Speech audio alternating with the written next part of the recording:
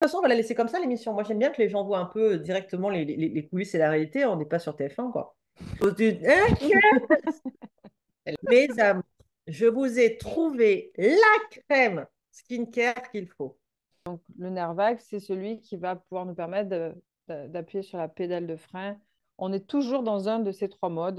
Elle m'a fait tapoter comme une débile pendant 15 minutes. Voilà.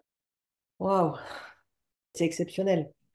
Enfin, chez moi, ça prend très très fort. Bienvenue dans Lucie, l'amour et vous, l'émission sérieuse qui ne se prend pas au sérieux et dont le concept est très simple. Mon invité et moi-même nous répondons aux questions que vous nous avez posées sur les thèmes qui vous intéressent et que vous avez choisis. Je suis Lucie Mariotti, je suis love coach à haut potentiel hyper affectif et mon mantra c'est depuis toujours et pour toujours, je suis aimée. Dans chaque épisode, je vous fais gagner un beau cadeau surprise. Pour participer, c'est très simple. Je vous le rappelle, c'est vous qui choisissez le thème des émissions. Pour cela, il vous suffit de noter dans le commentaire sous cette vidéo le thème que vous voulez voir traité lors du prochain épisode. Le commentaire qui parlera du thème qui remportera le plus de likes remportera également le cadeau.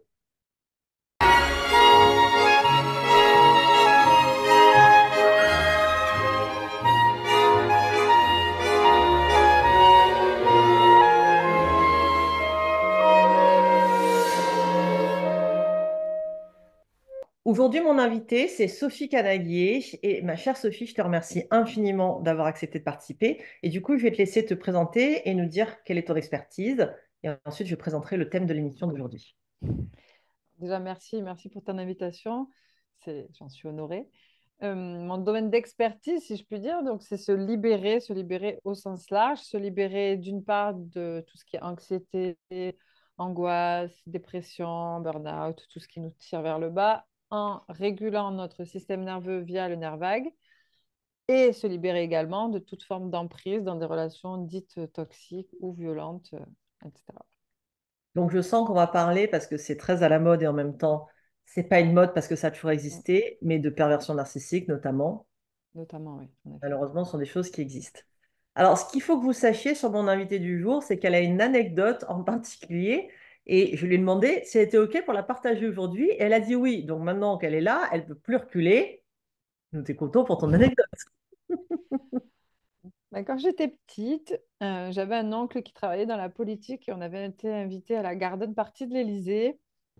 Alors, je devais Pas avoir... cher. Oui, excusez-moi. J'avais 10 ans, oui, puisque j'ai un autographe d'Yves Mourouzi qui me dit pour Sophie qui a 10 ans. Et je me suis dit, ça m'aidera à me rappeler. Et j'avais 10 ans et il y avait un petit kiosque qui faisait des glaces. Et j'étais, mais alors, subjuguée par le fait qu'on ne devait pas payer pour avoir ces glaces et que c'était nos limites à volonté. Et je pense que j'ai eu une bonne crise de foi derrière parce que je me suis gavée de glace toute la journée aux frais du contribuable au final. Si cette année-là, vos impôts ont augmenté, c'est la faute de madame. Non, mais ça me fait penser à la phrase de ma mère, qui est la personne la plus généreuse du monde et qui dit en même temps, tout ce qui est gratuit me ravit. Et je pense que pour une enfant de 10 ans, un kiosque à glace gratuit, mais c'est le Saint Graal. Mais moi, l'Élysée, je trouve, pour moi, c'était associé à ça pendant des années. Moi, maintenant.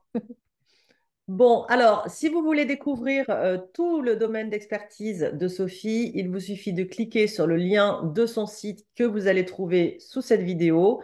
Et d'ailleurs, tu as rajouté quelque chose de très chouette sur ton site, on en parlera tout à l'heure. Tu as fait un questionnaire avec plus de 50, je crois, questions. Oui, Euh, une cinquantaine à peu près. Ouais. Cinquantaine de questions qui va vous permettre déjà de savoir si vous êtes dans une relation toxique ou non. Et ça, on a tellement besoin d'aide, en fait, parce que c'est comme on le disait tout à l'heure en discutant, en préparant l'émission, rien que le fait de répondre aux questions, ça permet déjà d'orienter la réponse, en fait. Tout à fait. Mm, De se mm. dire, ça fait quand même 35 fois que je réponds Et des puis ça fait choses qui ne sont pas 35 super fois. normales. Ouais. Puis il y a beaucoup de gens qui me disent, mais j'ai l'impression que tu es venu espionner ma vie quand tu as rédigé les questions, tellement les mécanismes sont souvent les mêmes. Si vous avez des doutes, que ce soit sur une relation actuelle, sur une relation passée, ou pour comprendre ce que ça peut être de toute façon une relation toxique, je vous invite à aller faire le questionnaire parce que c'est de toute façon enrichissant, quelle que soit votre situation. Et Aujourd'hui, nous allons... Ouais. excuse-moi, je me permets juste d'ajouter que quand on dit relation, on entend souvent couple, Mais une Ouais, relation, c'est ce qui nous met en lien avec quelqu'un. Donc, ça peut être avec un parent, un collègue de travail, un ami. une invitée sur une émission. Voilà. Tout le monde, potentiellement. Alors, le thème de l'émission aujourd'hui, justement, c'est je vais essayer de le dire en français parce que là, c'était très, très mal parti. Le thème de l'émission d'aujourd'hui, du coup, c'est se libérer de la peur en amour. On l'a dit, toi, ton expertise, c'est vraiment la libération émotionnelle et ça passe par le corps, par le système nerveux, par le nerf vagal, tu Nerf utilises vague. aussi le. Qu'est-ce que j'ai dit? Le nerf vagal. Nerf vague. Tu vois, c'est bien parti. Celui-là, on va le garder pour le bêtisier. On avait dit qu'on le garderait. Ouais, il nous en fallait un. Parfait. Voilà. Donc, libéré par le nerf vague. De toute façon, on va la laisser comme ça, l'émission. Moi, j'aime bien que les gens voient un peu directement les coulisses et la réalité. On n'est pas sur TF1, quoi. Euh, Et donc, pour aborder ce thème, on est allé, toi et moi, chercher 7 questions suite à un sondage qu'on a fait sur Instagram où on vous a dit qu'on allait parler de ça. Et vous avez envoyé plein de questions et on a sélectionné 7 qui nous paraissaient les plus représentatives parce qu'il y en avait beaucoup qui étaient les mêmes. Donc, on a gardé les 7 principales. Mais avant que je te pose les questions de nos, de nos, de nos elle aussi, on va pas la couper, de nos auditeurs et de nos auditrices. Euh, Comment on dit? On peut pas dire téléspectateurs parce qu'on n'est pas sur la Ben, télé et on peut pas dire spectateur. on n'est pas sur de nos spectateurs. Très bien. Ça vous va, les spectateurs, les spectatrices? On va les appeler les petits amours, de nos petits amours. Est-ce que tu. Arrête, mes amours, on dirait que tu vas leur vendre des crèmes ou des thés. Non, c'est vrai. Ouais. Ça y est, j'ai basculé dans Ça y l'influence. est. Mes amours, je vous ai trouvé la crème skincare qu'il faut. Déconne pas, je suis passionnée de skincare en plus. Ça serait que tout avec un de le faire. Non, D'ailleurs, s'il y a des marques, hein. s'il y a des marques D'ailleurs, s'il y a des marques qui intéressées. nous regardent, non, j'aimerais bien qu'on parle d'abord un petit peu en gros, en quoi le système nerveux, d'abord, qu'est-ce que c'est que le système nerveux et le nerf vague, et non pas vagal, parce que ça, c'est le malaise vagal. Donc, c'est le Voilà, malaise lié au nerf vague, hein, de toute tout façon, à c'est la même fait, chose, tout si à vous avez fait. déjà entendu ce mot. C'est quoi, en gros, le système nerveux et le nerf vague, et en quoi il peut être impliqué dans la façon dont on vit les expériences, les relations, nos émotions, nos sensations corporelles, nos blocages, etc., etc. Mhm. Donc, le système nerveux, il faut savoir que c'est en deux branches. Il y a le système nerveux central, c'est le cerveau et la moelle épinière, et puis le système nerveux périphérique. Et nous, quand on parle de régulation du système nerveux, c'est régulation du système nerveux autonome, qui est encore une sous-branche du système nerveux périphérique. Alors, autonome, ça veut dire quoi? Ça veut dire que ça se passe en dessous du seuil de la conscience. Quand on digère, quand on ne réfléchit pas à comment digérer, on ne réfléchit pas à comment faire battre notre cœur. Voilà, tout le fonctionnement de nos organes se fait sans qu'on ait recours à la conscience. Euh, D'ailleurs, la respiration notamment en fait partie et c'est la seule activité qui est automatique mais sur laquelle on peut avoir une porte d'entrée par la conscience et c'est pour ça qu'il y a beaucoup d'exercices respiratoires. Donc, ces organes-là fonctionnent visent en tout cas à être à l'équilibre qu'on appelle homéostasie. Je sais que tu adores quand je me sors, mais Non, mais moi, ça me plaît. Moi, je suis impressionnée, en fait. J'aime bien les mots savants. donc, tout ce fonctionnement-là vise à l'homéostasie, c'est-à-dire l'équilibre entre les hormones, le pH, pour que tout fonctionne correctement. Et donc, nos organes envoient des informations via le nerf vague, envoient des informations au cerveau pour lui dire, bon, ben là, c'est un peu trop acide, là, le cœur, il bat un peu trop vite, etc., etc. Et en retour, le cerveau, lui, envoie sa commande pour justement rattraper, pour atteindre ce fameux équilibre. Euh, et quand on a vécu beaucoup de stress chronique ou de trauma, etc., euh, ben, tout ce fonctionnement-là se dérègle. Et c'est pour ça qu'après, on parle de régulation du système nerveux, puisqu'il faut le réguler. Et réguler le système nerveux, ça passe par stimuler le nerf vague. Et donc, le nerf vague, c'est celui qui va pouvoir nous permettre d'appuyer sur la pédale de frein quand on est un petit peu trop activé. J'explique juste Et, en deux mots. et où le Euh, nerf vague encore? alors, le nerf vague, c'est un. Alors, on dit toujours le nerf vague, mais en réalité, c'est les nerfs vagues, puisqu'on en a un de chaque côté. Ce sont des nerfs crâniens. Ils partent de la base du crâne, ils passent dans notre cou et après ils vont se diffuser vraiment dans tous Je fais nos ça, là, organes. non, un peu au passage. Écoute, au passage. L'air Et de rien. ils vont se diffuser dans tout notre corps et avec deux branches. Il y a une branche qui est en haut et une branche qui est en bas. C'est la branche ventrale dorsale et ces deux branches-là ont surtout des fonctions très différentes. Il y en a une. C'est-à-dire qu'il y a une branche qui passe sur le devant du corps, une Alors, branche qui passe dans le dos, non. Ventrale dorsale, c'est pas par rapport à ça, c'est par rapport à l'endroit dont ils sortent au niveau du tronc cérébral, si tu veux. Mais en D'accord. gros, la branche ventrale, c'est celle qui va, quand on est en ventral, on dit, c'est quand on est détendu, on passe un moment agréable, on se sent bien, on se sent en sécurité. Et les deux autres modes, alors là, je vais peut-être te faire couper parce que je veux pas être brouillon, juste pour présenter les trois modes en fait. Je vais présenter les trois modes de comportement dans lesquels on est. On est toujours dans un de ces trois modes à n'importe quel moment. Donc, il y a le mode ventral, c'est vraiment on est en sécurité. Et les deux autres sont des modes de survie. Donc, il y a sympathique et dorsal. Sympathique, contrairement à ce qu'on Contrairement, s'imagine, c'est traître quand même, parce que sympathique, traître. ça ne fait pas sympathique. Non, Alors, en moi, fait, je dis quand même que avant qu'on commence l'enregistrement de cette émission, que je pense qu'on va diffuser sans montage et tel quel. J'étais en train d'y réfléchir. ouais. On va assumer, c'est le Ah premier oui, épisode. Et je pense qu'on fait confiance à notre communauté. Je pense qu'on va tester le côté sans montage et totalement assumé. Je vais incruster juste des choses, notamment le schéma du ouais, nerf vagal, etc., etc. Il faut savoir que moi, je suis arrivée pour cet enregistrement dans un gros état d'épuisement parce que je suis au bord du burn-out en ce moment. Vraiment, il a même un peu commencé, on va pas se mentir. La chance que j'ai par rapport à ça, parce que c'est mon métier et parce que j'ai un entourage, ben, comme Sophie par exemple, qui fait partie de mes amis, j'ai des gens qui savent m'alerter, prendre soin de moi, etc. Donc je suis en train déjà de mettre des choses en place pour que que ça redescende en température parce que j'étais pas en ventrale. Et quand je suis arrivée, j'étais en grosse crise d'angoisse, grosse crise d'angoisse. Et Sophie a pris 20 minutes et elle m'a fait un exercice de FT, Emotional Freedom Technique. ouais, c'est ça. Elle m'a fait tapoter comme une débile pendant 15 minutes. Voilà. Et ça m'a permis de redescendre en ventral. J'étais à 7-8, je crois, Ouais, 8 Ouais. C'était à 7-8 angoisse. d'angoisse et à la fin, ça avait bien redescendu. Et justement, tu m'as dit à la fin, là où je sens que ça agit, si je peux me permettre, je pense pas trahir Bien quelque sûr, on chose peut à en dire. parler. On peut. Tu m'as dit, j'ai senti que je bâillais, j'ai senti que presque j'avais envie de dormir. Et ça, c'est typiquement le signe que tu as justement activé ton air vague. C'est chouette. C'est bien, je vois que, bah, vous voyez, cette émission, c'est la première. Je disais à Sophie, c'est une catastrophe. Comme je suis épuisée, je ne l'ai pas préparée. J'avais oublié notre rendez-vous. Je pensais qu'on avait rendez-vous à 18h. C'était 17h. Je suis pointée 20 minutes en retard, rien préparé.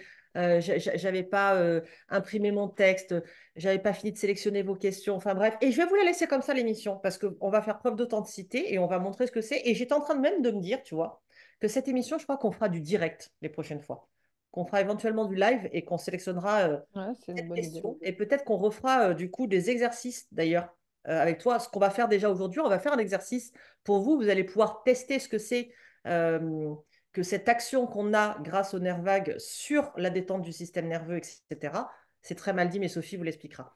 Et comme cette émission est présentée et préparée de manière toute pourrite, je viens de me rendre compte que je n'ai pas branché mon ordinateur et que je n'ai plus de batterie. Donc, en loose day, que ça ne sera pas en loose day parce que vous allez me voir partir, je vais t'abandonner, aller chercher mon chargeur pendant que tu expliques les trois. Donc ventral, on en était à sympathique et pas sympathique, et le Ok, reste. À tout de suite, vous n'avez rien vu. à tout de suite. Donc, on a dit ventral, c'est l'état de sécurité parce qu'en réalité, notre système nerveux, lui, il s'en fout qu'on soit heureux dans la vie. La seule chose qui compte, c'est qu'on soit en sécurité. Donc, on a deux états, soit on est en sécurité, soit on n'est pas en sécurité, on est en danger. Donc, s'il ressent qu'on est en sécurité, ben, on est en ventral, on est bien, on est détendu. Voilà, on peut profiter de Comme je suis l'instant. là tout de suite, je suis très détendue, vous voyez. Donc en ventral, on peut aimer, on peut être avec quelqu'un sans jugement, sans tout ça. Voilà, on est bien. Donc en sympathique, on a dit là, c'est l'accélérateur. Là, le corps s'active, le cœur accélère, on envoie plus de sang dans les jambes. Voilà, votre corps, il est prêt à bondir, soit pour se battre, soit pour fuir. C'est le fight or flight, si vous l'avez déjà entendu. Donc, ces deux actions-là pour mener à la survie, hein, soit fuir, soit combattre. Si ce mode d'action-là n'a pas fonctionné, ou s'il n'est pas possible, on passe en dorsale. On dit aussi qu'on chute en dorsale. Là, c'est vraiment quand on se coupe, soit pour atténuer notre douleur, si c'est le cas, mettons, de l'animal qui se fait attraper. Bon, ben là, il est foutu, il passe en dorsale et ça anesthésie en fait et ça limite sa douleur. Ou alors, ça peut aussi permettre la survie. L'antilope qui se fait attraper, si c'est un guépard par exemple, c'est pas un animal, comment on dit, c'est pas un charognard, je cherchais, ceux qui mangent les bêtes mortes. Donc, comme le guépard n'est pas charognard, la bête se fige, il croit que la viande, c'est de la viande morte, donc il se désintéresse, il s'en va et ça a permis C'est-à-dire sa qu'il survie. tend son corps, la gazelle, elle tend son corps pour que Oui. les muscles soient raides et qu'elle soit comme ça, comme si voilà, elle était morte. Mais ça va même plus loin. Le rythme cardiaque est imperceptible. Alors, son cœur bat toujours, évidemment, mais au minimum. C'est vraiment comme un animal qui hiberne. Tout se met en veille, comme une télé en veille. Tout se met en veille. Son corps est plus froid, sa température se baisse, le cœur est imperceptible, etc., etc. Là, au point d'avoir vraiment l'air morte, il s'en va et au final, ça a permis sa survie. Donc, on est Euh, toujours dans un de ces trois Ça me fait mécanismes. penser à une anecdote parce que moi, j'ai grandi à l'île de la Réunion et j'avais une connaissance à l'île de la Réunion qui, malheureusement, en faisant du surf, a été attaquée par un requin. Et le requin lui a mangé tout l'avant-bras droit. Et en fait, je parlais de la douleur et je lui disais, mais ça doit être une douleur impensable. Il me dit, je n'ai rien senti. J'ai senti une secousse et je me suis rendu compte que j'avais plus de bras quand j'ai sorti Mm. ce qui me restait du bras de l'eau. Et en fait, j'avais entendu parler, moi, qu'il y avait même une décharge de morphine, je crois, dans le corps au moment D'adrénaline et En fait, d'adrénaline. ouais. En fait, les surrénales, elles produisent un bloc d'hormones et qui nous coupent de la douleur. Il y a beaucoup de gens qui vivent des choses comme ça très violentes, qui disent qu'elles n'ont pas eu mal, elles ont eu mal après coup. Ouais, C'est une fois que l'adrénaline chute, justement, où là, la douleur revient. Mm, mm. c'est dingue. C'est pour ça, nous, moi, pendant 7 ans, j'ai été secouriste. C'est pour ça que sur les personnes traumatisées, on les laissait pas partir tout de suite, on les Mm. conduisait à l'hôpital parce qu'ils nous disaient j'ai mal nulle part. Normal, vous êtes en plein shoot d'adrénaline. Là, vous n'avez mal nulle part parce que c'est voilà. Mais quand votre corps va se détendre, je peux vous dire que là, les douleurs vont se réveiller. Il faut jamais croire que parce qu'on n'a pas mal quand on a eu un choc, il Ah n'y a oui. pas de quelque chose, il y a pas quelque chose cassé. C'est juste que sur le moment, on s'en rend pas forcément compte. Et ce que tu dis est très juste, mais au propre comme au figuré. C'est-à-dire que même si on n'a pas mal psychologiquement, ça ne veut pas dire qu'il n'y a rien de cassé aussi. C'est-à-dire que il peut y avoir des symptômes d'un trauma qui peuvent surgir des semaines, des mois après. Donc, et les gens, d'ailleurs, ont souvent du mal à faire le lien puisqu'ils se disent, ben, après ça, ça allait très bien, c'est après que c'est arrivé. Donc, oui, le trauma, c'est un fonctionnement Oui, genre complexe. une personne qui vit un deuil brutal, par exemple, un membre de sa famille décède brutalement. Sur le moment, la personne est triste, mais elle a la sensation de vivre le truc de manière assez normale, quoi, avec une tristesse normale. Et puis, des mois après, elle va avoir tout un tas de maux physiques, déclencher des maladies sur maladies, souvent des problèmes ORL. Enfin, ça vient se loger Mm, dans des endroits très symptomatiques et symboliques des émotions. Elle va se mettre à faire des cauchemars. Donc voilà, il y aura, ça peut malgré tout euh, déclencher une sorte de bombe à retardement du syndrome post-traumatique, quoi. mm, mm. Sachant que dans les traumas, il y a les traumas évidents et les traumas moins évidents. Les traumas évidents, bon, ben voilà, c'est un attentat, un viol, une agression, quelque chose que c'est entendu pour tout le monde que ça crée un trauma, mais il peut y avoir des traumas moins évidents, notamment des interventions chirurgicales. Les anesthésies au masque chez les enfants, c'est source de trauma. Toutes les actes médicaux intrusifs et même consentis, hein, un acte gynéco, etc., ça peut au niveau du corps générer des traumas. Donc tout ça, on ne s'imagine pas forcément et de la même façon, puisque ce n'est pas l'événement en lui-même, le trauma, c'est notre réaction à cet événement. Donc on peut avoir vécu quelque chose qui n'a pas du tout. Toi et moi, on pourrait avoir vécu la même scène. Pour toi, c'est pas un trauma. Pour moi, ça en est un. Parce que moi, à ce moment-là, mon système nerveux s'est senti en danger pour des raisons qui m'appartiennent, qui appartiennent à mon histoire. Et toi, rien dans les éléments qu'il y avait à ce moment-là n'a éveillé ce sentiment-là Par, chez toi. par exemple, si toutes les deux on se retrouvait coincées dans un ascenseur, ce serait pas la même histoire. Je pense pas. Non, mais tout à Toi, fait. ben, tu serais activé dans ta claustrophobie et ce serait terrifiant comme expérience. Moi, je serais juste chiant. Dire, ah putain, quelle perte de temps, va falloir attendre le technicien, machin. Ça me ferait ni chaud ni froid. Toi, tu serais terrorisé. Pourtant, c'est le Voilà. même événement et le même endroit. Mais complètement, parce que ça, il y a un stimulus à un moment donné qui va réveiller des stimuli du passé Ouais. et qui va redéclencher une réponse traumatique tant qu'elle n'a pas été évacuée. Alors j'y travaille encore, hein, la preuve que on peut faire ce métier-là et on est en chantier On est en en chantier permanence. permanent, de toute façon, en tant Ouais, qu'être humain. tout à fait. Très bien. Avant que on continue et qu'on réponde aux questions que vous avez posées, donc on en a sélectionné 7 du coup avec Sophie. Je vous rappelle que vous pouvez aller donc sur son site pour faire ce test avec ce questionnaire de est-ce que vous êtes dans une relation toxique ou non, tout type de relation possible. Vous pouvez également aller sur mon site qui s'affichera également pour découvrir les programmes d'accompagnement que je vous propose. Et comme aujourd'hui, on parle de tout ce qui est libération émotionnelle, de peur, etc., il y a un programme qui peut très bien fonctionner, qui s'appelle 21 jours pour développer confiance et estime de soi, que je vous laisserai aller découvrir si le cœur vous en dit. On va donc répondre aux questions ensemble. Et donc, on en a sélectionné 7, comme je le disais. Et la première, moi, que j'ai envie de te poser, on va rentrer directement dans le vif du sujet qui est une des premières questions qu'on a reçues sur le sondage et qui est exactement mot pour mot, hein. Je pose la question comme elle a été posée, après je la reformulerai éventuellement, mais comment réussir à surmonter ces traumatismes pour avoir une vie sexuelle épanouie avec celui qu'on aime? Mm. Moi, la question, comment je la comprends, et je remercie la personne qui l'a posée parce qu'on est dans le domaine de la sphère intime et je trouve que c'est preuve de courage que venir en parler.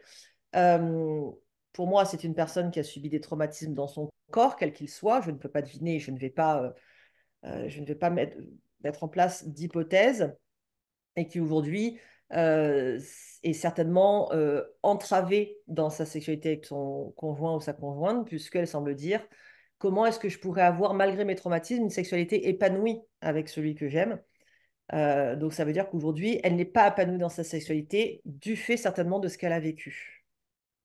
Oui, et elle a une conscience très juste, cette personne, visiblement, de son corps, parce que le trauma, alors tu dis un trauma dans son corps, mais j'ai envie de te dire, tous les traumas ont lieu dans le corps, c'est-à-dire que ça se fige à un moment donné. Euh, Tout à l'heure, quand je parlais de sympathique, justement, cette énergie-là, elle est envoyée dans le corps pour fuir ou pour combattre, mais si on n'a pas pu aller au bout de la réponse si tu veux, évacuer cette énergie-là, elle reste figée dans le corps. Et bon, il existe des techniques pour faire évacuer cette énergie, mais du coup, elle reste bloquée. Donc, tout trauma, quelque part, c'est une énergie figée, donc c'est dans le corps.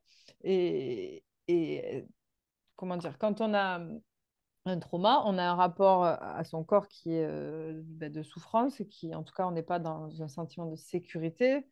Donc, en tout cas, c'est tout à fait normal qu'elle ait ce ressenti-là. Euh, je précise juste que le système nerveux, quand on est dans un trauma, on n'a pas un système nerveux qui ne fonctionne pas. Parce que j'ai déjà entendu des clientes qui me disaient mais comment je peux réparer mon système nerveux ou... Alors, c'est pas, il ne s'agit pas de ça, c'est juste que vous avez un système nerveux qui est normal, mais simplement qui a été surstimulé et qui a lâché à un moment donné. Et là, on va venir l'aider à réactiver le ventral. C'est l'objectif de toute régulation. Donc là, l'objectif, c'est quoi? C'est ramener de la sécurité dans son corps par différentes techniques. Alors déjà, une technique de base que je peux donner ici, puisque le but, c'est quand même de donner aussi des clés, j'imagine, dans ta vidéo, c'est Oui, la parce cohérence que, cardiaque, par exemple. Tu peux en parler. bien sûr, je t'interromps 2 minutes, mais on le sait malheureusement, alors je me souviens plus des chiffres statistiques en termes d'agression sexuelle, quel qu'en soit le genre, hein. L'agression sexuelle, ça va d'une main aux fesses dans le métro, au viol avec violence, etc., etc. Mais ça reste de toute façon des agressions sexuelles ou physiques. Moi, j'en ai énormément en cabinet. J'imagine que parmi ceux et celles qui regardent, parce que les hommes sont concernés aussi, ils n'osent pas beaucoup en parler, mais c'est souvent le cas. euh, Ici, on est dans une safe place. Si vous avez envie en commentaire de dire que voilà, c'est une question qui vous a préoccupé à un moment donné, euh, de savoir comment récupérer du bien-être et de la sécurité dans votre corps, voilà, n'hésitez pas à le partager et à utiliser du coup ce que va nous proposer Sophie. Et notamment, tu parlais de cohérence cardiaque. Oui, alors la cohérence cardiaque, c'est vraiment un peu un des basiques. qui permet de se connecter régulièrement au ventral. Donc, alors, on dit cardiaque, mais en fait, on met en cohérence le cardiaque et le pulmonaire, la respiration et le cœur. Euh, En fait, si on voit une courbe du cœur, il bat un peu comme ça dans tous les sens. Et ça va venir tout réguler comme ça. Et donc, au niveau des hormones qui vont être déclenchées dans le corps, au niveau de tout ce qui va s'en suivre, au niveau de la tension, au niveau de plein de choses, ça va faire du bien à notre corps parce qu'on va éviter d'avoir de l'acidité dans le corps, des choses comme ça qui, par la suite, pourraient être toxiques pour notre corps et générer des maladies. Donc, la cohérence cardiaque, vous avez plein d'applications gratuites. Vous avez parfois on suit un cercle comme ça ou on suit une Ah, il y en a bulle qui plein. monte. Je vais en montrer une là. Alors, Respire Relax, par exemple, c'est celle dont on parle le plus souvent. Mais voilà, vous inspirez, vous expirez aussi. C'est celle-là, vous voyez, cohérence cardiaque avec une fleur de lotus. Moi, je la trouve bien, celle-là, parce qu'il y a des gens qui préfèrent avoir le petit digne, il y a des gens qui préfèrent des bulles, il y a des gens qui préfèrent des lignes, etc. Il y a plein de façons de s'en servir, en fait. Il y a une appli que j'aime bien aussi qui s'appelle Breathe, excusez mon accent, parce qu'on peut aussi, on choisit Ah, le Taylor. c'est ça. On choisit le temps d'inspi, le temps d'apnée, d'expi. On peut vraiment moduler parce que on parle toujours d'un nombre de secondes d'inspi, d'expi. C'est pas une recette qui vaut pour tout le monde. Il faut tester, il faut essayer. Le but, c'est toujours dans la régulation du système nerveux d'écouter son corps. C'est la clé. C'est apprendre à être à l'écoute du corps. Donc, on essaye et on voit le rythme qui nous va le mieux. Pour revenir à la question de c'est une femme, un homme, je ne sais plus. Oui, c'est une femme. Donc le but, effectivement, est de se reconnecter avec amour à son corps. Alors dit comme ça peut paraître très facile, mais ça va avoir lieu avec plein de choses. Déjà, être à l'écoute. C'est des trucs tout bêtes. Mais moi, maintenant, j'essaie d'avoir toujours un verre d'eau à côté de moi. Combien de fois on a soif et on ne se le conscientise même pas, ou alors on est occupé, on dit, bon, on verra plus tard. L'envie de faire pipi, moi, je sais que maintenant, pareil, j'écoute. Votre corps, c'est votre partenaire. C'est un partenaire qui ne vous écoute pas, qui vous maltraite. Vous n'allez pas avoir envie de rester avec. Ben, votre corps, c'est pareil. Il faut en prendre soin. Il faut lui montrer qu'on est là, qu'on est à l'écoute. Et il vous le rendra bien. Donc, quand vous avez soif, ça devient votre priorité. Hop, vous buvez. Mmh. J'avais soif, j'en profite. C'est bien amené. Vous avez envie d'aller aux Tout toilettes, vous ça, allez tout cela juste parce que tu voulais boire une gorgée d'eau? pour justifier la gorgée. Mais donc, il faut vraiment montrer à votre corps. Et quand je dis montrer à votre corps, ça peut avoir l'air bête, mais c'est véritablement qu'il y a un besoin, vous y répondez. Si vous avez besoin Combien de fois on travaille sur un projet, on travaille sur quelque chose, on est crevé, on est fatigué, on repousse, on repousse. Ce genre de choses, il faut vraiment, quand vous êtes dans le cas de cette personne, ne plus tirer sur la corde, justement, et En quoi écouter. le fait d'être à l'écoute de son corps, ça va lui permettre peut-être pas guérir le trauma, mais de permettre d'épanouir sa sexualité? Ben, déjà, tu vois, quand tu parlais tout à l'heure de burn-out, euh, ne pas être à l'écoute de son corps, c'est au bout d'un moment le maltraiter, maltraiter notre système nerveux. Si on a plus de réserve, on est en réserve, mais on veut encore continuer à conduire, à conduire, à conduire, à conduire, à un moment donné, ça va nous lâcher. Donc, si on ramène de l'écoute au corps, on va redonner à notre système nerveux un sentiment de sécurité. Parce que si, quand il a soif, il ne boit pas, quand il a envie de faire pipi, il ne va pas faire pipi, quand il a froid, on ne le couvre pas, etc., etc., notre corps va imprimer une sensation de danger. Donc, dans la sexualité et autres, n'en parlons pas. Euh, à l'inverse, si on écoute notre corps, il va se sentir en sécurité. Et s'il se sent en sécurité, ça va contribuer à restaurer le fonctionnement ventral, notamment, qui est la voie comportementale de la sécurité. Alors, il suffit pas de boire de faire pipi pour réguler, c'est pas aussi simple que ça. Non, mais ça fait Mais, partie. mais c'est vraiment, si tu veux, l'idée de base, c'est écouter son corps, répondre à ses besoins et lui apporter bienveillance. Si vous aimez les massages, allez vous faire un massage. Si vous n'avez pas les moyens financiers ou autres, pas besoin d'argent, on peut se faire des automassages, des autocâlins. Je sais que toi aussi, tu es une adepte de l'auto-hug qui peut avoir l'air bête comme ça, mais qui est très puissant. Euh, Faire une douche en conscience, c'est-à-dire, c'est pas juste je me douche à la va-vite et je pense à ce que je dois faire après. c'est toujours faire les choses en conscience, dans le présent, de n'être ni avant ni après. Mais là, je prends ma douche, je suis dans ma douche, je me connecte à la sensation de l'eau sur mon corps. Dès qu'on vit des choses agréables comme ça, on le vit en conscience. C'est tout un processus. Et après, c'est plus vaste que ça. Je n'aurai pas le temps en une vidéo de vous donner tous les outils. Mais dans Surtout que je vous l'idée, rappelle, Madame Canaillé, qu'il y a encore 6 questions derrière. Je dis oui, ça. voilà. Mais de toute façon, ça va beaucoup se rejoindre, je pense. Mais dans l'idée, c'est ça, c'est écouter son corps pour ramener la sécurité. Et une fois qu'elle aura régulé tout ça, elle aura un rapport au corps, à la sécurité et du coup à la sexualité bien Donc, différent. si je récapitule, comme je dis toujours, eh ben, t'avais soif, hein. Déjà, elle est allée faire pipi 52 fois avant le début de l'émission. Je vais bientôt avoir envie d'y aller. Tu pourras y aller, tu pourras m'abandonner lâchement, comme je t'ai abandonné lâchement pour Ok, brancher mon chargeur. ok, on est à la On est, on maison. est, on est en freestyle. Si je résume, être à l'écoute de son corps, déjà, c'est une preuve d'amour pour moi. C'est tu me véhicules, tu es l'enveloppe de mon âme, tu m'accompagnes. On a vécu des choses difficiles, toi et moi, mais tu n'en es pas le fautif, tu n'en es pas le responsable, tu es victime comme moi. Pas dans le sens péjoratif du terme de la victime, hein. Tu es victime dans le sens de quelque chose qu'on subit, qu'on n'a pas choisi et qu'on nous a forcé à faire ou à vivre. C'est déjà une preuve de considération et de respect de son corps. Ensuite, il y a le fait de répondre à ce besoin. J'ai soif, j'ai froid, j'ai faim, j'ai sommeil, je suis fatigué, j'ai besoin d'aller marcher, j'ai besoin de respirer, j'ai besoin de nager, j'ai besoin d'un câlin, etc., etc. Ça peut paraître en effet simplissime, mais moi, c'est ce que je dis toujours à mes clients, c'est toujours ce qui est le plus simple, le plus évident et le plus basique qui est le plus efficace. Il faut arrêter avec les méthodes où tu as l'impression que pour faire la méthode, déjà, il faut 3 jours, quoi. Non, simple. En fait, si c'est pas simple, fuyez. Ça doit être simple pour que ça fonctionne. Et concernant cette jeune femme, parce que sa question, du coup, c'est comment retrouver une sexualité épanouie avec cette personne, je ne sais pas si c'est un homme ou une femme, qu'elle aime, donc certainement avec qui elle est en confiance, que je lui souhaite. Ça peut être aussi d'explorer son corps avec cette personne dans les limites progressives qu'elle va découvrir avec lui ou elle.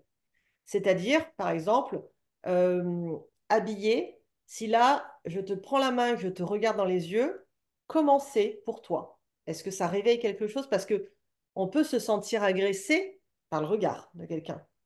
Donc, voilà, cette personne peut l'aider, par exemple, à chercher, à enquêter, à trouver ses limites et à tout doucement les resécuriser un petit peu dans son corps et se sentir de nouveau propriétaire de ce corps et seul propriétaire de ce corps, c'est-à-dire si je veux que tu viennes, tu peux, si je ne veux pas, tu ne viendras pas.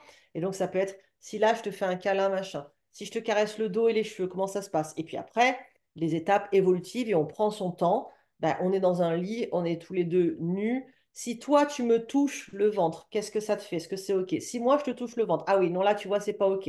Donc, bon, on viendra plus tard. Qu'est-ce qu'on peut faire là, etc. Donc, c'est vraiment une exploration avec son partenaire aussi. Je pense que ça rejoint ce que tu veux dire par rapport au lien personnel qu'elle a avec son corps. Par chance, elle est avec quelqu'un qu'elle aime, qui, je le souhaite, l'aime et la respecte. Donc, elle peut tout à fait profiter du respect et de la considération de cette personne pour l'aider et l'accompagner vers cette sexualité épanouie qui est tout à fait possible, qui demande du temps et d'exploration en douceur, dans le consentement, dans les limites et vraiment à son rythme. Ouais, comme tu l'as dit, partir de sa zone de sécurité à elle et avancer à son rythme à Avancer elle. tout doucement. Mm. Exactement, on n'est que ça. Alors, on va pouvoir passer à la deuxième question, qui est comment dépasser sa peur profonde de refaire confiance et de s'engager. Alors, tu vois, on pourrait imaginer que c'est la même question, mais version... Ouais. Mm. Version parce mentale. que finalement, la jeune fille d'avant te dit comment je peux dépasser mes traumas physiques pour aller vers une sexualité épanouie. Et là, cette personne, et c'est une femme à nouveau, demande comment elle peut dépasser sa peur profonde de refaire confiance et de s'engager, toujours grâce à la théorie du nerf vague. Après, Il y a déjà, quelle est sa peur de faire confiance? Est-ce que c'est faire confiance aux mauvaises personnes, de faire confiance et du coup d'être vulnérable? Enfin, bon, tout ça c'est Alors moi, lié, je vais mais essayer de la reformuler la question en me branchant un peu sur sa fréquence, parce que Mhm. c'est beaucoup en énergie et en intuition. Pour moi, cette jeune femme, je me trompe peut-être, hein, mais elle nous le dira d'ailleurs dans les commentaires si elle regarde. Pour moi, cette jeune personne, elle a été trahie, elle a été blessée, elle n'a pas été respectée dans certaines relations avec des hommes, je vois des hommes, qui ont pu la tromper, abuser de sa confiance, de sa gentillesse, la laisser tomber, lui donner le sentiment qu'elle n'était pas assez, etc., etc. Et maintenant, elle a peur, bah, comme on dit, chat échaudé, hein. Maintenant, elle a peur de retomber dans des expériences qui soient de nouveau source de souffrance. Enfin, pour moi, il faut commencer déjà par moi, ce que je vois dans mes séances et dans mon approche de Love Coach, c'est que quand on a eu des expériences comme ça, il y a toujours un message derrière. Ça ne veut pas dire que vous êtes coupable d'avoir eu des expériences derrière, mais ça veut dire que vous avez le pouvoir de changer ces expériences. Parce qu'en fait, souvent, quand on vit plusieurs fois la même chose, enfin, on l'a tous eu, hein, les schémas répétitifs, que ce soit dans le travail, en amour, dans la santé, dans tout un tas de trucs, on l'a tous eu, le schéma répétitif. C'est qu'il y a quelque chose à la base qui n'a pas été réconforté, guéri, soigné, choyé, aimé. Et en général, ça commence vraiment par là, c'est-à-dire revenir en effet dans un état de plénitude, de sécurité et de bien-être pour ne plus justement être sur cette fréquence de peur et de malaise qui va attirer malheureusement les personnes qui vibrent sur ce taux vibratoire très bas. Pour moi, voilà comment ça se passe. Mais si on en revient à la théorie du nerf vague, euh, quel genre d'exercice concret, par exemple, pourrait mettre en place une personne qui a perdu confiance en les hommes, qui a plus confiance, je ne sais pas si on dit aux hommes ou en les hommes, bref, j'ai jamais trouvé la bonne formule, qui n'a plus confiance aux hommes, qui ne fait plus confiance aux hommes, comme ça on est voilà, tranquille, qui ne fait plus confiance aux hommes, tout à fait. et qui pourrait du coup se remettre, enfin faire un espèce de reset de tout ce qui s'est passé. Ça s'est passé, mais moi maintenant, il y a un avant et un après. Je change tout ça, je ne l'oublie pas, mais je le nettoie. Ça existe, mais je le nettoie et je le transcende et je fais preuve de résilience. Pour que la prochaine personne, quand je vais la rencontrer, moi, je suis là en termes de vibration. Donc, je vais rencontrer quelqu'un là en termes de vibration. Exactement. Parce que je vais vibrer la sécurité. Donc, je ne vais pas rencontrer quelqu'un qui va Exactement. abuser de mon insécurité, tu vois. Comment elle peut, tu vois, augmenter sa confiance en elle, finalement. C'est ça. Et puis, ce qui est parlant, c'est elle ne dit plus, comme on peut l'entendre aussi, j'ai peur de ne plus faire confiance. Elle dit, j'ai peur de faire confiance. Ça veut dire, C'est ça. j'ai peur d'arriver le cœur ouvert et de me faire encore, on l'entend encore, avoir. Effectivement, déjà, cette idée de venir réconforter pour vibrer la sécurité, du coup, on en parlait. Euh, je ne sais plus ce que je voulais dire. Oui, bah alors là, je risque de dire un peu la même chose pour toutes les questions, mais ça passe Pas grave. toujours par ramener de la sécurité dans le corps. Ramener la sécurité pour ressentir la sécurité. Si on ressent la sécurité, on vibre la sécurité. Si on vibre la sécurité, on attire la sécurité. C'est, c'est presque mathématique, hein. On a parlé notamment d'écoute du corps pour la jeune femme qui parlait de la sexualité épanouie. On a parlé de cohérence cardiaque. Euh, Ah oui, tu me je parlais d'un sais que la exercice. remise en sécurité, ça passe beaucoup par des gestes, des postures corporelles. Et je sais que tu en as une qui fait un peu, qui fonctionne parce que ça fait un peu un reset, justement. Tu parles de celle-ci? Ouais. Est-ce qu'on Oui, peut c'est la là. partager?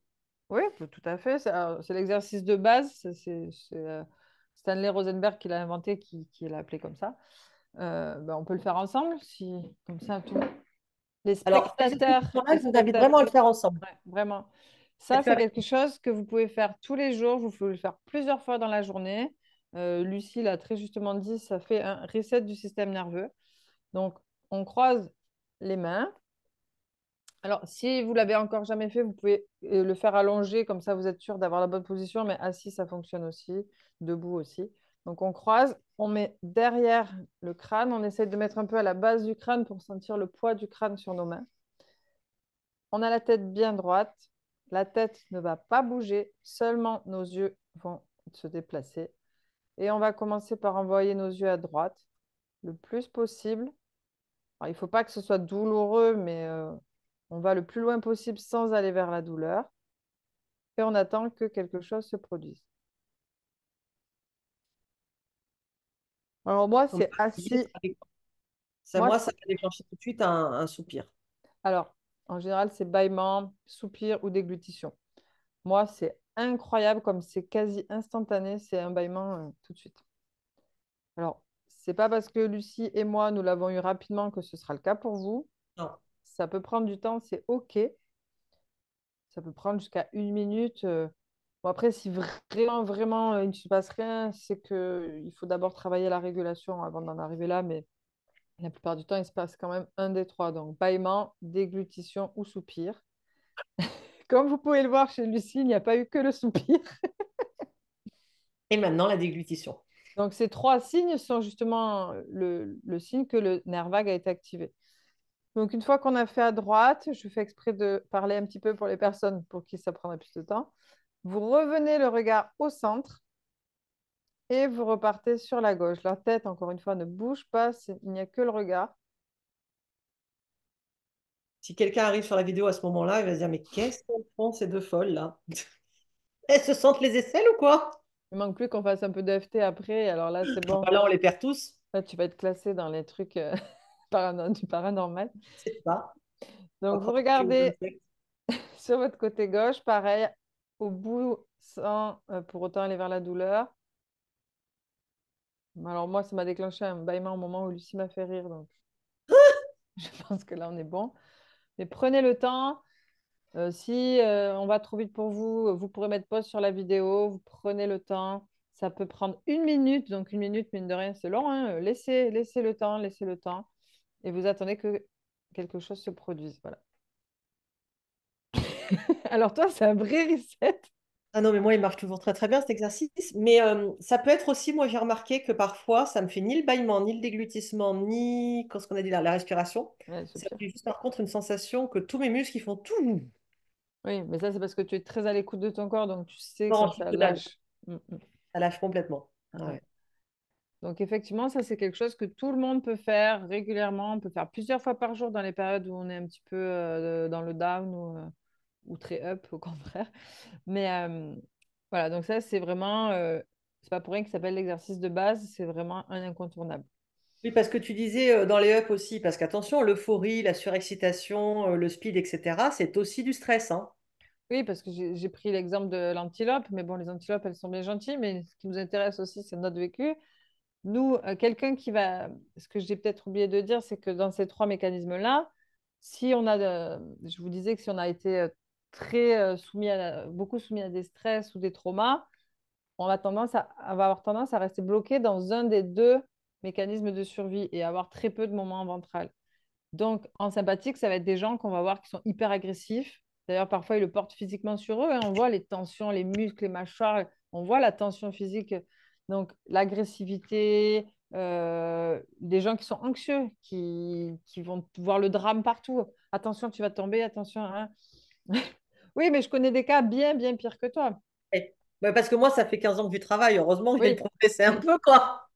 c'est sûr que il va y avoir une Et bonne tout ce que base. j'ai investi dedans, en énergie, en temps, en argent, en croyance, en tout, si j'avais pas eu le résultat, ce serait une cata, quoi. Donc, si je résume, pour cette jeune femme qui a peur de refaire confiance, déjà, la première chose, c'est de se dire qu'en fait, c'est pas de sa faute. C'est qu'elle a vécu des choses à un moment donné qui ont baissé ses fréquences vibratoires, qui ont baissé son sentiment de sécurité, qui l'ont mis en mode survie, sympathique et parasympathique Alors non, la survie, c'est sympathique et dorsal. Le dorsal, c'est le frein à et main. dorsale, pardon. Et que du coup, forcément, elle a attiré des expériences comme ça à elle. Elle n'en est pas fautive. Néanmoins, elle a le pouvoir de changer ça. Déjà en se disant, bah, c'est bon, c'est fini. Je vais me soigner, prendre soin de moi, parce qu'il n'y a que cette solution, hein. Je m'adresse à toi face caméra. Il n'y a qu'en te soignant, en te diffusant de l'amour, en t'imbibant de bien-être, de bienveillance, de repos aussi. On oublie souvent de parler du repos. Et ça, pour le ventral, le repos est hyper important. C'est-à-dire que tu peux pas être en ventral si as le cœur qui bat comme ça, de manque de sommeil, etc., Tu etc. te parles à toi-même, là, non? Tout à fait. Tout à fait. Je On se fais un parle peu très souvent à nous-mêmes, d'ailleurs. de... On dit toujours qu'on apprend ce qu'on veut, ce qu'on Ah enseigne, oui, ce qu'on veut apprendre. Et c'est très vrai, complètement, tout dans nos complètement. métiers. Et puis, utiliser donc, justement donc, tout un tas d'exercices bah, que vous pouvez retrouver sur le site de Sophie, parce qu'aujourd'hui, on vous fait quelques exercices pour commencer, mais vous pouvez faire des consultations avec Sophie qui va vous faire de l'EFT comme elle me l'a fait moi avant notre émission, parce que j'allais vraiment mal à ce moment-là. Faire des postures pour activer le nerf vague et le mettre en voie. Et tout ça fera que tu n'attireras plus sur de personnes et que tu vas pouvoir te sentir justement en confiance. Et j'ai une vidéo pour une séance gratuite de FT sur ma chaîne YouTube où vous C'est la formidable. suivez. Et vraiment, le FT, c'est dès que vous êtes en colère, dès que vous avez une activation émotionnelle qui fait que vous n'êtes pas en ventral, vous pouvez y avoir recours. C'est vraiment très puissant. Et juste, je me permets de rajouter, quand tu parlais des schémas de répétition, c'est Peter Levine, qui est un professionnel, vraiment un gros chercheur dans le domaine du trauma, qui dit qu'en fait, comme le cycle de l'énergie qui a été déclenché face au danger, ce cycle n'est pas allé au bout, ben, notre corps, notre système nerveux, mais va Notre corps énergétique. reproduire, va être à l'affût du danger pour se retrouver face à un danger, pour pouvoir terminer la boucle, si tu veux, pour pouvoir aller au bout du cycle.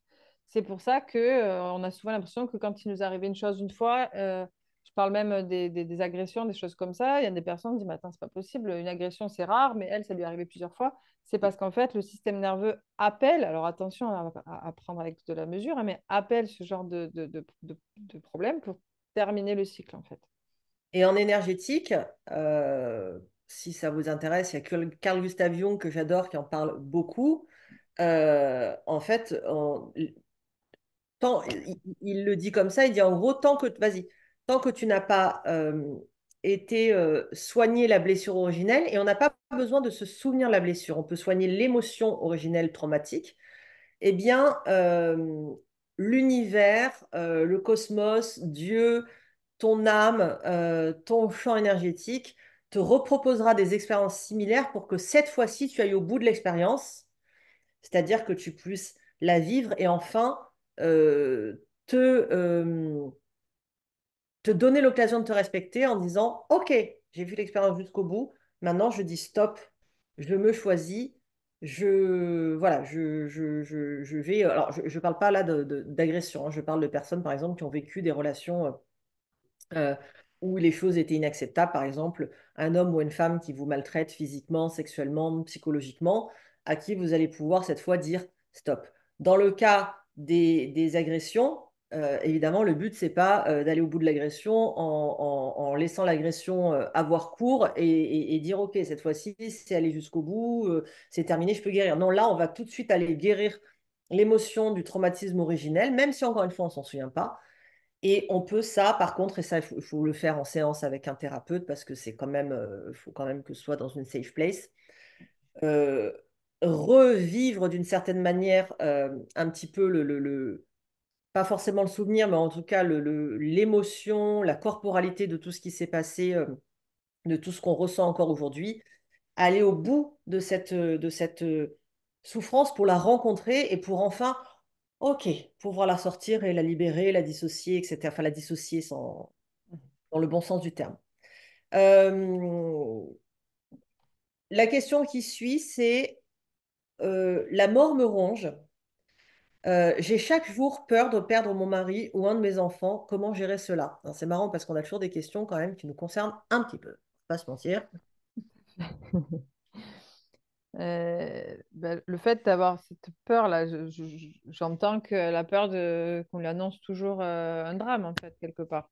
Je Alors, j'imagine que si c'est une dame encore, une femme. crois que c'est une dame, oui. Bon, alors si elle a ce ressenti-là, j'imagine qu'elle en a eu des annonces de drame, justement, qui ont réveillé l'alarme quelque part, et cette alarme. Pas forcément des annonces de drame de deuil, hein, je précise. Ah oui, En fait, non, les pas forcément personnes de à qui deuil. on annonce régulièrement des mauvaises nouvelles Oui. peuvent ensuite faire un amalgame avec tout. Donc après, on va extrapoler jusqu'à la peur la plus terrible, hein, la peur des gens, de perdre les gens qu'on aime, hein. Je veux dire, qu'est-ce qu'il y a de pire, finalement, là, que la peur des gens qu'on aime et de leur mort. Mais c'est peut-être une dame qui a même pas forcément vécu le deuil, oui, Mhm. mais ça peut être autre chose. On lui a annoncé des choses de manière brutale, dramatique, et donc elle est tout le temps en alerte de. Et puis, il y a certainement aussi dans cette question, il y a certainement de ça, il y a certainement aussi dans cette question, peut-être une peur de la mort tout court, ou peut-être quelqu'un qui a une peur de l'abandon. J'ai remarqué que très souvent, les gens qui souffrent d'une peur de l'abandon très sévère ont peur de la mort. Tout Ça va à fait, souvent ensemble. tout à fait. Ouais. Et puis, tu dis ça, mais il y a aussi... ça y est, j'ai perdu le fil parce que je suis Oui, parce partie qu'on dans... parle d'un sujet qui est sensible pour Mais parce toi. qu'on parle d'un sujet qui est sensible pour moi, qui active, et justement, quand ça active l'émotion, ça coupe le côté réfléchi. Tu disais justement que donc ça déclenchait une forme d'hypervigilance. J'essaie de reprendre le fil parce que tu as dit quelque chose qui m'a fait rebondir. Bon, je ne sais plus, mais en tout cas, d'ailleurs, je suis une parfaite illustration là de comment on n'a plus accès à ces capacités cognitives et réfléchies quand quelque chose qui touche à l'émotion prend le dessus. Oui, quand tu parlais de deuil, je voulais dire que cette personne-là, tu dis, c'était pas forcément une annonce de deuil, mais après, ça peut ne pas être un deuil dans le sens la mort de quelqu'un, Non, mais le deuil d'une période de sa vie, le deuil de sa jeunesse, le deuil de tout un tas de choses. Et là encore, il va s'agir d'évacuer l'énergie du trauma. Alors, quand on parlait d'aller au bout, effectivement, alors je suis revenue en cours de ce que tu racontais, mais aller au bout, effectivement, c'est pas je vais aller me faire agresser pour. Pas du tout. Par contre, imaginons, je me suis fait agresser, j'ai eu la réaction sympathique donc de fuite ou de combat qui arrive dans mon corps, mais je n'ai pas pu ni combattre, ni fuir, ni fuir.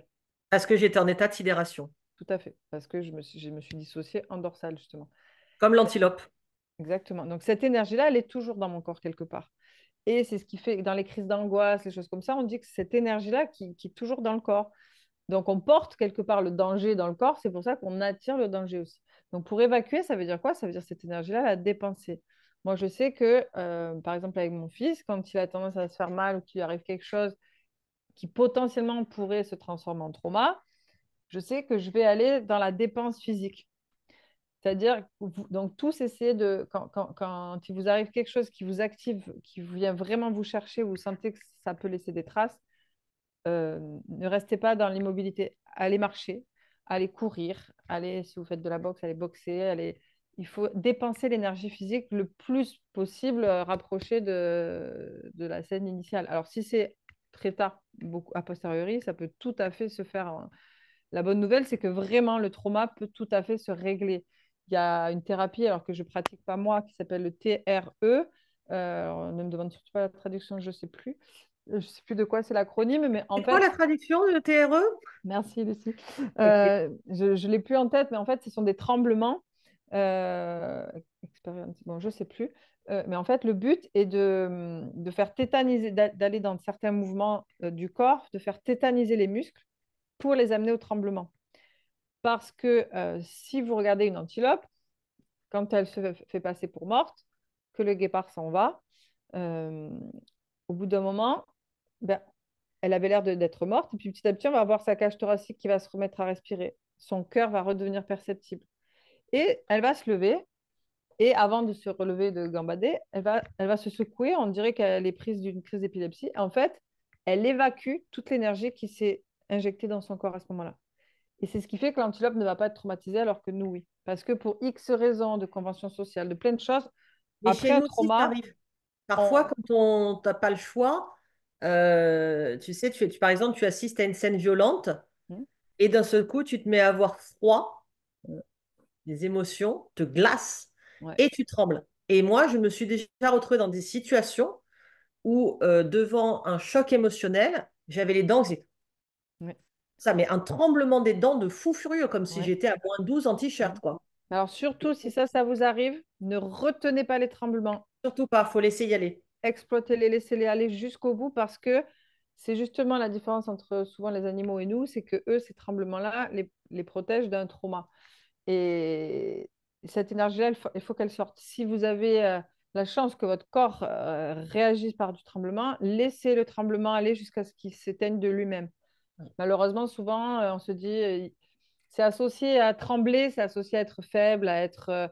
et du coup, il y a cette croyance comme ça qui fait que les gens ont tendance à réprimer les tremblements. Voilà, je je suis pas un faible, je suis pas une faible, je tremble pas. Alors que non, trembler, c'est vital quand on a un choc. Et je pense que le tremblement, c'est une bonne réponse à cette femme qui pose la question, parce qu'on Oui. dit toujours trembler de peur d'ailleurs. Mm. Et je pense que si sa peur, sa phobie, ça a l'air d'être une phobie, hein, elle me dit la peur me ronge, hein, tu vois, donc on est sur quelque chose de... D'envahissant. Je compatis parce qu'elle doit vivre dans une terreur, moi que j'ai eu pendant des années, hein, quand mon fils était jeune, hein, c'était mon angoisse qui meurt. Bon, bah, je sais que toi, tu peux comprendre ça aussi. Mm. Euh, Peut-être qu'il faudrait que cette personne, tu m'arrêtes si je me trompe, elle puisse aller au bout dans son imagination de Mm. OK, avec peut-être pas ses enfants parce que je crois que c'est encore plus Mm. dur, mais un membre de sa famille. Voilà, ce membre de ma famille meurt et forcer des tremblements, tu vois, aller jusqu'au bout de la sensation de ce que ça peut faire, tu vois, on peut se forcer à trembler, quoi, hein, c'est pas compliqué, et forcer le tremblement. Qu'est-ce que tu penses de cette idée? Je pense que c'est une très bonne idée. Dans la même idée, il y a aussi, selon ce que vous avez vécu, alors, si c'est hard, comme dit Lucie, il vaut mieux être vraiment avec un thérapeute encadré parce que quand même, on rigole pas avec le trauma. Mais on peut, moi je sais que je le fais avec certaines clientes, en visualisation, quand la personne est prête évidemment, revivre la, la scène traumatique et modifier la fin. Par exemple, si la personne dit j'ai pas pu m'échapper, j'ai pas pu, et bien là, on revit en s'échappant cette fois. Pourquoi tu te vois sourire À ton avis? par rapport à ce que je t'ai raconté tout à l'heure? Oui, C'est moi alors, qui ai choisi cet mais, exemple. ouais, mais alors c'était même pas cet exercice-là, mais c'est le même principe. Ouais. Mais tu Je as vais choisi l'exemple de s'échapper. Tu as dit, par exemple, Ah s'échapper. oui, ah pardon, j'avais pas fait. Oui, oui, d'accord. Oui, parce que je lui On parle pas de parlais l'exercice. en off avant l'émission, je lui parlais d'une thérapie qui m'a beaucoup aidée par rapport à ma claustrophobie. Alors, ça l'a pas encore réglé, mais ça avait fait chuter, en tout cas, un bon pilier. Et il y avait cette notion de s'échapper. Euh, Il y avait une question, mais c'était comment reconnaître un pervers narcissique. Mais là, je vais me permettre de renvoyer Oui. l'histoire et nos petits amours qui sont là pour des influences de skincare, comme on l'avait dit. Mes petits choux! De vous renvoyer vers le site de Sophie sur lequel vous avez un questionnaire avec une cinquantaine de questions qui va bien vous aider déjà à savoir si oui ou non il y a une indication rouge ou plutôt verte ou plutôt orange. Et donc, on va passer du coup à la cinquième question qui est comment se libérer d'un mythomane et d'un manipulateur. Donc, je vais reposer la question autrement. Comment se libérer d'une personne toxique? Parce que là, c'est la mythomanie, la manipulation, et je suis navrée. Mais la toxicité, elle peut prendre mille formes. C'est Ah oui. fou comme dans le mal, l'humain peut être aussi très imaginatif. Il Mm, est très mm, imaginatif dans le bon, et heureusement plus, mais il active quand même plus souvent dans le mal, hein. mm, mm. Ouais. Et Comment on peut là, se libérer d'une personne qui nous intoxique, en fait, tout simplement? alors j'essaye de canaliser parce qu'il y a tellement de choses à dire. Ouais, je sais. Parce que là, je finis un programme qui, je ne sais pas quand sortira la vidéo, mais de régulation du nerf vague. Et après, je reprends un livre que je suis en train d'écrire sur les pervers narcissiques. Donc, j'en suis à 300 pages. Donc, c'est pour vous dire qu'il y a des choses à dire. Mais en gros, de ne pas perdre d'énergie et de temps à se dire, mais c'est un pervers narcissique ou ça n'en est pas un. Enfin, je dis un ou une, hein. Euh, Parce que au début, c'est normal de vouloir comprendre. C'est même indispensable de savoir, de comprendre pour comprendre les mécanismes, pour comprendre qu'est-ce qu'il se joue. Mais au bout d'un moment, ce que je dis à mes clientes, c'est arrêtez de mettre votre attention et votre énergie sur l'autre. C'est sur vous. Moi, souvent, je dis, voilà, on a passé une séance à parler de l'autre pour que vous compreniez ce qui se joue. Maintenant, la personne qui est en face de moi, c'est vous. Et OK, une fois que vous avez compris tout ça, demandez-vous qu'est-ce qui, vous, dans votre histoire, a pu vous amener à tolérer l'intolérable, à accepter toute forme d'abus, hein, pas que physique. Euh, et puis, donc, il y a ce pan-là. Il y a aussi le fait que quand on est dans une relation d'emprise, en fait, notre système nerveux, il a été soumis à des maltraitances régulières, régulières, régulières pour qu'on chute quelque part en dorsale. On n'a plus, comme moi tout à l'heure, accès à nos facultés parce qu'on est totalement tétanisé. On n'a plus la force de s'opposer, on n'a plus la force de partir, on n'a plus la force de réfléchir. Ça. On ne sait même plus si ce qu'on pense, c'est réel ou si on est fou. On entend souvent, mais Et est-ce que je surtout suis que, folle? surtout que l'autre, le manipulateur, en général, il nous fait Ah ben, penser que c'est nous le problème. il a de bien. Il y a l'effet miroir de toute façon, hein. Ce que je dis aussi souvent en séance, c'est Quand il vous dit tu ou quand il ou elle vous dit tu es quelque chose, entendez je suis. La personne en général va vous dire les gros angoissés que vous soyez infidèle, en général le sont. Donc déjà, entendez ça pour arrêter de prendre les choses personnellement. La personne en général vous parle d'elle. Euh, Ensuite, ne vous éloignez pas de votre entourage parce que souvent, Oui, les personnes comme ça ont tendance à vous décrédibiliser, vos amis, vos parents, tous les gens qui sont des ressources pour vous. En fait, tout ce qui peut vous faire du bien, la personne va vous en éloigner. Donc, ça peut être un sport qui vous fait du bien, des activités qui vous font du bien, des amis qui vous font du bien. Donc, euh, restez au contact de ce qui vous fait du bien. Ne perdez oui. pas de vue. Essayez d'avoir au moins un ou une amie à qui vous dites tout. Parce qu'au bout d'un moment, ces personnes-là n'osent plus raconter parce qu'elles disent, attends, quand ça fait 10 fois que je dis que je me suis cassée et que je suis revenue, c'est bon, je peux être crédible, je vais saouler mes amis. Et au bout d'un moment, les gens parlent de moins en moins. Donc, gardez Sachant une que la personne. moyenne, sachant que la moyenne en termes de maltraitance, quelle qu'elle soit, hein, c'est 11 Mm, départs mm, avant de réussir à partir. Donc n'ayez pas de honte, hein, même si vous êtes à 35, n'ayez pas de honte. non. Quand il y a un doute, il n'y a pas de doute. Mm, Si vous sentez que ça ne va pas et que c'est pas normal, c'est que ça ne va pas et que c'est pas normal. Faites confiance à votre intuition. Peut-être que la personne vous a lavé le cerveau, mais votre intuition, elle ne pourra pas la toucher. exactement. L'intuition pure, elle ne pourra pas la toucher. Et vous pouvez tout à fait vous dire à un moment donné, essayer de prendre du recul. Ça peut être en discutant avec un thérapeute ou avec un ami ou un parent de confiance qui est vraiment à l'écoute et pas dans le conseil. Mm, non. Mm, Et dans le partage, dire mais est-ce que finalement, si cette personne me racontait ça, je trouverais ça normal ou pas? Si la réponse est non, mm, c'est clair. Après, partir, c'est autre chose. Pour partir, ben, c'est très simple. Il faut récupérer tout ce que cette personne vous a retiré. mm, En fait, cette personne, elle a fait un travail de sape. Elle mm, vous a rencontré, vous étiez à 8, 9 sur 10, par exemple, et là, vous êtes à 2. Donc, il va falloir récupérer au moins un 6, voire un 7, pour pouvoir exactement. envisager d'avoir aussi de solidité, de fondamentaux pour partir. Donc, ça veut dire solliciter son entourage, faire attention à son bien-être, essayer de faire des stratégies d'évitement pour pas rentrer dans des discussions, enfin voilà, pour vous protéger au maximum, Mm, retravailler sur votre confiance en faisant la liste de tout ce que vous étiez avant, de toutes vos réussites, faire des choses qui vous font du bien, du sport, prendre des bains, vous reposer, marcher dans la nature, parler à des amis, écouter de la musique, participer à des ateliers, etc., etc. Et si tout ça ne suffit pas, il faut consulter. Il faut Et vraiment ne, consulter. pardon, excuse-moi. Et ne pas chercher à sauver l'autre, mais chercher à se sauver. C'est ce que je dis toujours, vous ne pourrez pas le sauver, vous ne pourrez pas la sauver, par contre, vous pouvez vous sauver dans Ni le le double. changer, hein. Ne, Non. ne vous dites pas, il est gentil, il a eu une enfance traumatisante, c'est pas de sa faute, hein. Mm, mm, Ça, c'est no way pour moi parce que je suis désolée. Moi, j'ai eu une enfance traumatisante. Je ne fais pas de mal aux gens. Des mm, millions de personnes avec des enfances traumatisantes ne font pas de mal aux gens. En fait, vous choisissez ce que vous faites mm, du chaos dans lequel vous êtes né. D'accord? Donc, cette personne, elle a choisi de ne pas se soigner et elle a choisi d'alimenter l'ombre et le mal. Donc, vous ne la changerez pas parce qu'elle ne veut pas changer. Et d'ailleurs, qu'elle n'est même pas consciente qu'elle a un problème mm. et elle trouve ça normal la manière dont elle vous traite. Donc, pas de compassion naïve. J'avais une formatrice qui me disait expliquer n'est pas excuser. Je ne sais pas si ça. En fait, c'est ce que je dis toujours, c'est pas parce que le comportement de quelqu'un, on peut l'expliquer. Oui, C'est ça. cet homme ou cette femme me Très frappe et certainement. il a été frappé toute son enfance par son beau-père et sa belle-mère. C'est une Mm, explication. Ça n'est pas une excuse. mm, exactement. Moi, si je faisais subir ce que j'ai vécu, et je parle pas forcément dans le cercle familial, mais si je faisais subir ce que j'ai vécu, bah, je serais pas love coach, hein. Mm, mm. Et, geôlier dans une prison pas cool. En tout cas, travailler sur ce que vous dit Lucie, là, vraiment de reconstruire toutes ces parties toutes ces facettes de votre personnalité qui se sont éteintes.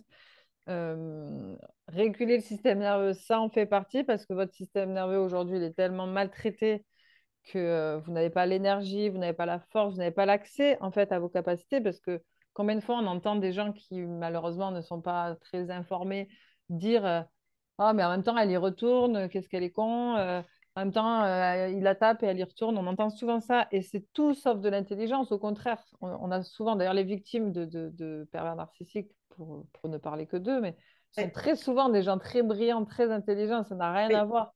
Mais cette connaissance-là est complètement verrouillée par le trauma et les maltraitances répétées. Et quand j'entends maltraitance, c'est pas forcément physique.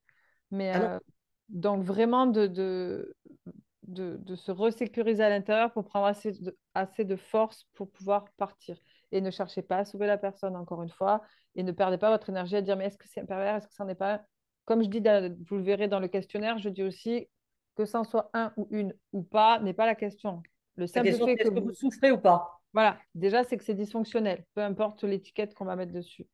Et donc, retrouver des ressources, des ancres, chercher des choses qui vous ressourcent. Il y en a, pour beaucoup, ça va être la nature. La nature, c'est une. Voilà, connectez-vous à la nature le plus possible. La réponse, elle est très simple. Vous étiez un chiffre de bien-être avant la relation dans une période normale. Vous êtes à un chiffre très en deçà de ce chiffre pendant la relation, en dehors de périodes exceptionnelles. C'est que c'est cuit. Il n'y a rien à faire. D'accord? Si vous rencontrez un homme ou une femme dans une période où vous êtes normal dans votre vie, évidemment, vous rencontrez quelqu'un après avoir perdu vos parents, vous êtes de toute façon dans le mal-être, donc c'est difficile de comparer. Mais comparer ce qui est comparable et garder euh, ce discernement de vous dire, attends, qu'est-ce qui a changé et qu'est-ce qui a baissé et qu'est-ce qui a été plus négatif et qu'est-ce qui s'est amenuisé depuis que je suis avec cette personne? Déjà, ça répond à votre question. Oui, qu'est-ce qui était lumineux et qui ne l'est plus? Ça va. Qu'est-ce que ça a éteint? Je suis tout à fait Mm, d'accord. mm. Sixième question, comment dépasser notre peur d'être rejeté au début d'une relation quand tout est ambigu? Alors, moi, je comprends cette question. Moi, comment je comprends la question? J'espère ne pas me tromper, mais pour moi, je comprends cette question. Cette personne est dans un début de relation. Elle a rencontré quelqu'un. Peut-être que c'est encore à l'état, non, même pas de flirt, mais peut-être c'est une connaissance et c'est amical ou c'est professionnel, on ne sait pas. Cette personne a peut-être envoyé des signaux ambigus. Elle est à la fois proche, mais pudique, sympathique, mais elle l'est avec les autres aussi, passe plus de temps avec nous, mais c'est normal parce qu'on travaille sur le même dossier. On sent des regards, mais on ne sait pas si c'est différent avec les autres femmes. Enfin, tu vois, il y a une espèce d'ambiguïté.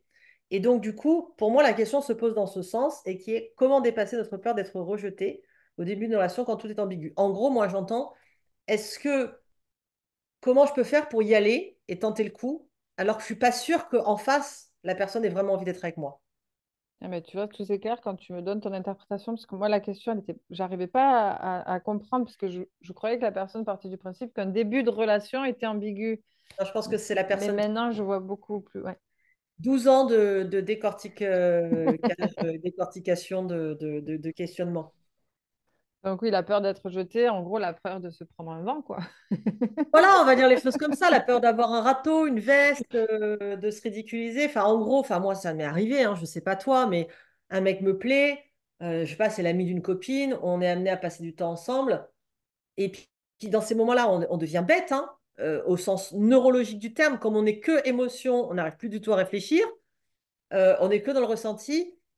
T'as vu, il a posé la main sur mon épaule, je crois que ça. Non, il a posé la main sur l'épaule de l'autre aussi tout à l'heure, ça veut rien dire. Au contraire, non, il n'y a qu'à toi qu'il a posé la main sur l'épaule. Donc, il n'est pas capable de le voir, là, en général. Donc, en effet, c'est ambigu, c'est pas clair. Comment on fait pour oser y aller quand on a peur de se prendre un vent, en fait? Mhm. Parce que le risque est réel. Oui, le risque est réel. Donc l'idée, c'est aussi comment accepter l'éventualité, accepter qu'on nous dise non sans. Alors là, j'entends tous les accords Toltec là, dans tout ce que tu parles, de ne pas faire de suppositions, de pas Ne prendre rien prendre personnellement. personnellement. Euh, que ça ne remette pas en question qui vous êtes et votre valeur parce que quelqu'un peut ne pas vous trouver d'intérêt et la personne à côté va vous regarder comme la septième merveille du monde et se dire qu'elle n'a jamais rencontré quelqu'un comme vous. Et pourtant, vous êtes la même personne face à ces deux personnes. Donc, déjà, de ne pas remettre votre valeur propre en question. Mais bon, qui dit valeur dit estime de soi, confiance en soi. Il y a tout un travail. Ah oui, mais tu as raison, j'abonde dans ce sens parce que c'est très important. Cette personne-là, elle ne vous dit pas non à vous. Hmm, Elle dit non à un lien entre elle et vous. Et ce qui est juste pour exactement. elle ne l'est pas pour vous, et ce qui est juste pour vous ne l'est pas pour elle. C'est Hmm, le hmm. principe qu'on ne peut pas plaire à tout le monde. Ça ne remet pas en question votre valeur. Ça me remet en question le lien possible entre deux personnes. Mais ça ne fait pas de vous quelqu'un de moins ou plus désirable que d'autres. C'est juste Ouais. qu'à ce moment-là, avec cette personne, ça ne matche pas. Mais la Française des Jeux a un slogan que j'adore qui dit 100% des gagnants ont tenté leur chance. Hmm. Exactement. Exactement. Bon, après, est-ce que ce sera le gros lot, ça, par contre, on ne peut pas vous le dire. Mais oui, il y a toute une question de qu'est-ce que vous avez à perdre et qu'est-ce que vous perdez si cette personne vous dit non. Et là, je pense que l'enjeu, il est encore question de sécurité. À quel endroit ça vous met en insécurité? Est-ce que c'est au niveau de l'estime ou autre? Ah bon, on ne peut pas le Est-ce que ça savoir. pourrait pas être justement, la personne pourrait pas aller sur ton site, utiliser la ronde de FT en Mhm. disant, par exemple, même si cette Ah si, personne me dit non, je m'aime et je m'accepte tel que je suis, etc., etc. Ça pourrait pas oui, être approprié, ça? C'est-à-dire qu'en si, fait, remettre en sécurité et en sérénité le système complètement. nerveux et l'émotionnalité pour que cette personne se dise, OK, même si c'est un non, c'est OK. Ah oui, mais complètement. De toute façon, moi, le FT, je le mets à toutes les sauces. C'est sur ma chaîne YouTube. Peut-être on pourra mettre le lien sur cette vidéo précisément dans ta description. Cette Euh, vidéo, elle n'est pas sur ton site? non, elle est sur ma chaîne YouTube. D'accord. Euh, et en fait, vous verrez, je le dis dans la vidéo, mais dans le FT, on parle de l'émotion au présent. Mais ça peut être l'émotion au présent quand je pense à. C'est-à-dire quand je pense à, quand j'imagine cette personne me dire non, je me sens rejetée, anxieuse. Voilà, vous mettez les mots. Tout est décrit dans la vidéo. Et c'est assez rapide, hein, ça prend moins de 20 minutes, Non, je mais ça pense. prend... Ah non, mais ça prend même 5 minutes. Oui, voilà, donc tu vois, il y a une notion du temps qui m'a complètement perdu tout à l'heure quand on le faisait. Bon, faut dire qu'on l'a refait plusieurs fois, moi, parce que Oui, j'avais atteint un état grave. Ça se voit pas, hein? Elle est forte, hein, Sophie, parce que franchement, tout à l'heure, j'étais pas bien. bah, Et, tant mieux. et en fait, l'idée de l'EFT, c'est quoi? Ça va être une ronde de tapotement avec des phrases que vous répétez. Vous allez tapoter le sourcil là, là, là, sous les seins, machin, etc. C'est des tapotements qui vont activer des choses. Bon, tout ça sera expliqué sur le site de Madame Canaguier, Tout à fait, que madame. j'ai appelé Carnaguier pendant très longtemps. Ah oui? Je ne sais pas pourquoi, j'étais persuadée que tu t'appelais Sophie Carnaguier, mais c'est jusqu'à comprendre. Mais pourquoi tu mets un R? Bon, on m'appelle toujours Ganaguet. Alors, tu sais, j'ai l'habitude de... Bon, t'as vu, j'ai eu Canaguier très vite après, hein. Oui. On va prendre la dernière question. Avant ça, je vous rappelle qu'il y a un concours, c'est-à-dire que vous pouvez, en choisissant et en mettant en commentaire le thème que vous voulez voir traité lors de la prochaine émission Lucie, l'amour et vous, et en remportant le plus de likes, bah, vous gagnez un beau cadeau surprise de ma part, de Père Noël. Qu'est-ce que je voulais prendre comme question? Ah oui, ça j'aime beaucoup. Pourquoi mon corps et mes émotions ont peur en relation alors que ma tête me dit d'y aller? Mhm. En gros, moi j'entends cette question comme pourquoi notre tête nous dit un truc et nos émotions nous disent un autre? On revient au corps, encore et toujours. Hein, allez, on en remet une petite couche. Le système nerveux, c'est vraiment que, comme je vous l'ai dit au départ, la sécurité, le danger. C'est juste, est-ce que le feu est vert, le feu est rouge, Pierre. lui, c'est bête et méchant, c'est que ça. Donc là, c'est le corps qui dit Alors elle dit pourquoi mon corps et mes émotions ont peur dans une relation alors que ma tête me dit d'y aller? corps et l'émotion ont peur, la tête dit ben, si le corps et l'émotion ont peur, c'est que bon, il y a un vécu d'insécurité à venir, comme tu dis, cajoler, réconforter. Après, on peut y mettre tous les mots qu'on veut. Donc, encore et toujours, ça passe par le corps. Et je trouve ça déjà très positif que sa tête lui dise d'y aller. C'est qu'il y a quand même une ressource et une force. Donc, aller puiser dans cette ressource-là. Qu'est-ce qui lui dit d'aller? Qu'est-ce qui, dans cette situation-là, lui dit d'aller? Et de nourrir ce qui lui dit d'y aller. Après, de mettre en balance objectivement qu'est-ce qui est sécure et non dans la situation, parce qu'il ne faut pas oublier qu'on parle toujours de la peur, de l'anxiété, du stress comme quelque chose de mauvais, mais la peur, c'est aussi ce qui peut vous garder en vie. Donc peut-être que cette peur, elle a raison d'exister, peut-être qu'elle est réellement en danger. Je ne dis pas que c'est le cas, mais de ne pas perdre de vue qu'à la base, tout ça, c'est des mécanismes qui sont là pour vous maintenir en vie. Là où c'est problématique, c'est quand c'est chronique et que ça vient quand ça n'a pas lieu d'être. Mais Il y a des événements du passé qui n'ont rien à voir avec la réalité d'aujourd'hui. voilà, là, la question quelque part, c'est est-ce que son corps euh, est régulé et va bien? Et dans ce cas-là, si le corps dit stop, ben, peut-être que c'est Faut parce pas y qu'en aller. général, c'est le corps qui sait. Mais quand le corps il est traumatisé, il sent du danger là où il n'y en a pas. Donc, pour moi, là, l'enjeu, ça va être, je ne connais pas le vécu de cette personne, mais est-ce qu'elle est suffisamment sécurisée pour pouvoir écouter ce que son corps lui dit? Dans ce cas-là, je pense que c'est lui qui a raison. Ou est-ce qu'effectivement, il y a quelque chose à réguler et objectivement, tous les feux sont ouverts et dans ce cas-là, c'est le corps qu'il faut rassurer. Et donc là, elle peut passer par toutes les techniques partout par le diaphragme, FT. l'EFT, la cohérence cardiaque, etc., C'est tout etc. un tas. Faire du sport, manger sainement, on en parlait tout à l'heure, de vraiment faire du bien à son corps, ça passe partout. Se C'est ce que je dis au début reposer. de mon programme. Je dis, c'est vraiment, c'est pas juste un programme, vous allez avoir des exercices à faire. C'est une nouvelle façon, une nouvelle hygiène de vie, en fait. Moi, je sais que je peux en parler à titre personnel. On parlait tout à l'heure d'hypervigilance, tout ça. Moi, j'ai eu beaucoup de décès proches l'année dernière. J'ai vécu vraiment une année très, très compliquée. Et aujourd'hui, je vais bien. Et c'est grâce à tous les exercices de régulation que je pratique au quotidien. Il ne faut pas attendre d'aller mal pour travailler. On n'attend pas d'être la veille des JO pour s'entraîner. Ben, pour moi, c'est un peu pareil. Au quotidien, moi, je fais de la régulation de la cohérence cardiaque au quotidien, du yoga. Je fais vraiment des choses au quotidien, pas pour être branchée à faire du yoga et mettre des photos sur Insta, mais vraiment parce que je travaille au quotidien là-dessus, parce que c'est une base. Et je me rends compte que j'avais justement laissé un peu tomber ça quand j'étais le nez dedans avec plein j'enchaînais les deuils, etc. Et j'avais cette sensation de danger imminent. J'avais l'impression que dès que mon téléphone sonnait, on allait m'annoncer quelqu'un qui était mort. Et en régulant, ben justement, tout ça revient à l'équilibre et je suis plus dans cette peur, panique en permanence. Et juste une petite précision, le but de la régulation, c'est pas d'être toujours heureux et d'être toujours bien, c'est d'être fluide, c'est-à-dire s'il y a un animal qui traverse la route, c'est normal que mon corps s'accélère et que je panique, mais c'est aussi normal quand je suis régulée de revenir rapidement au calme une fois le danger passé. C'est ça Ça, l'objectif. c'est ça.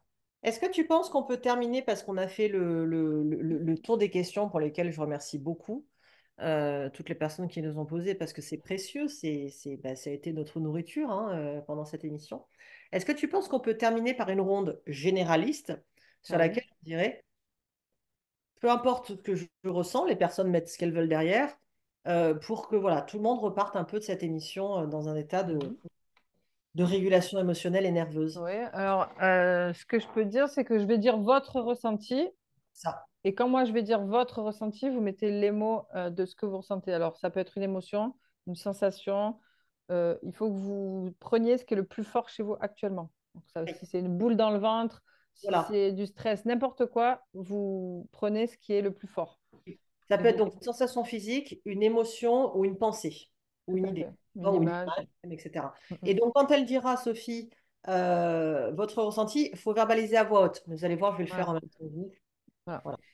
Ben, si tu vas verbaliser toi à vote, comme ça peut être Ben, il ne faudrait pas qu'on gêne les gens du coup. pas, je vais verbaliser comme toi. Je vais Oui, verbaliser en même temps que toi, puis je vais dire dans ma tête ou tout doucement, je vais d'accord. chuchoter. On va Voilà. verbaliser ça pour Voilà. moi.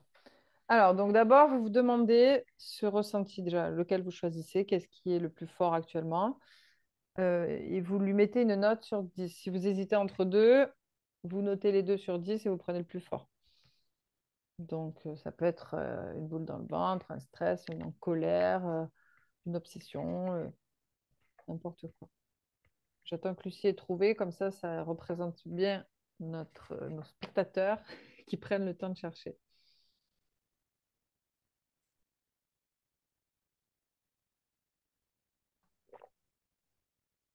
J'ai trouvé. Ok. Bon, je pense que la plupart auront trouvé aussi. Sinon, vous mettez pas, vous prenez le temps de trouver et vous remettez la suite. Donc, on va taper sur la tranche de la main. Je suis un peu surexposée là, en lumière. Si je peux. Ça a changé Donc, de côté, c'est marrant. ah bon? Oui. Sur mon Ok, écran, tu as changé de côté. T'es passé. Oui, ça y est, c'est bon. ça alors. Donc, vous allez taper sur tapoter, hein, pas taper, sur la tranche de votre main. Non, mais parce que moi, je suis bélier hein, et je suis toujours un peu. Donc, sur la tranche de votre main qu'on appelle le point karaté, vous tapotez et on va dire 3 fois la même phrase. On peut la modifier, mais l'idée est la même 3 fois. Donc, vous allez dire même si Même si et votre ressenti, je m'aime et je m'accepte comme je suis. je m'aime et je m'accepte comme je suis. Je vous fais des variantes pour vous montrer ce qui est possible, mais vous adaptez. Même si Même votre si ressenti, je suis une femme ou un homme merveilleux, merveilleuse. Je suis une femme ou un homme. Merveilleuse. Non, mais toi, tu es censé savoir si... Je sais, j'ai peur si tu suivais.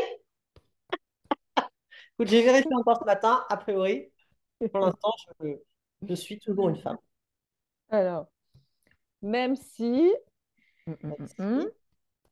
je m'aime et je m'accepte comme je suis quelqu'un d'exceptionnel, vous dites ce que vous voulez qui va dans ce sens-là, ce qui résonne en tout cas, ce qui sonne juste pour vous. Si c'est trop difficile pour vous de dire ça, vous pouvez dire je m'efforce de m'aimer, je fais tout ce que je peux pour m'aimer, je fais en sorte de, etc. On a fait 3 fois là, hein. Faut dire que tu es une élève très, très turbulente, très perturbatrice. Donc maintenant, on va faire ce qu'on appelle la ronde sur la problématique, sur le ressenti. On fera après une ronde axée solution. Donc vous allez vous mettre vous allez vous concentrer sur le ressenti. Sentiment désagréable. Voilà. Donc vous tapotez ici le, Début du souci. le début du sourcil, merci. Et vous pensez ou vous verbalisez ce ressenti, ce ressenti, ce ressenti. Vous pouvez, par exemple, si c'est la peur, vous pouvez dire cette peur de, et ça suffit. Ou alors vous verbalisez avec des phrases plus longues, ce qui vous semble juste. Le coin de l'œil, là, au bord de l'os, là. Donc, pareil, ce ressenti, ce ressenti. Le but étant que votre concentration soit sur l'émotion ou la sensation. Vous n'êtes même pas obligé de verbaliser, vous pouvez juste vous concentrer dessus. Sous l'œil, pareil, au coin de l'os, là. Ce ressenti, cette émotion, cette peur. Ouais. Sous le nez,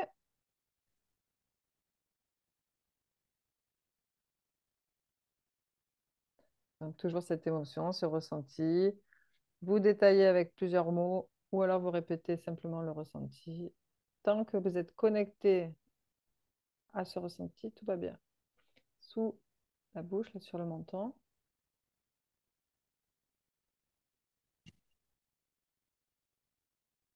Ici.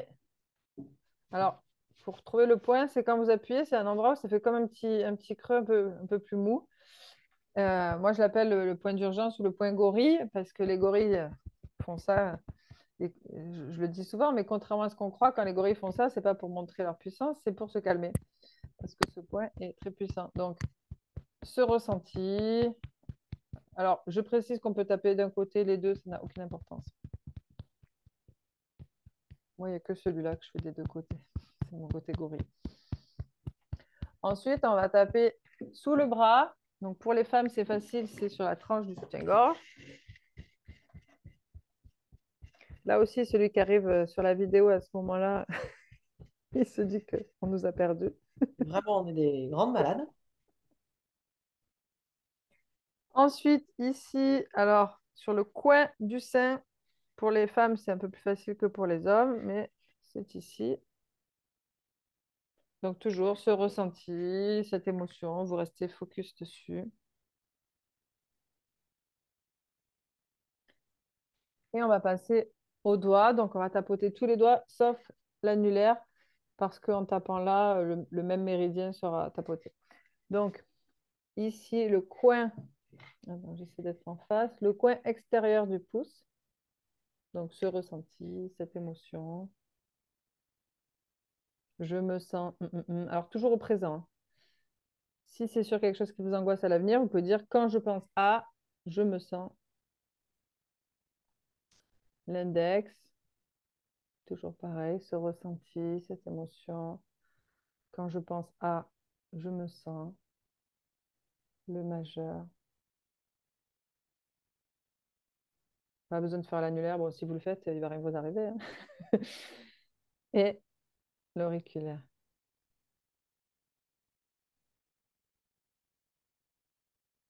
Vous tapotez ici sur la tranche. De nouveau le point karaté. Et vous prenez une grande respiration. Vous laissez tout ça se poser.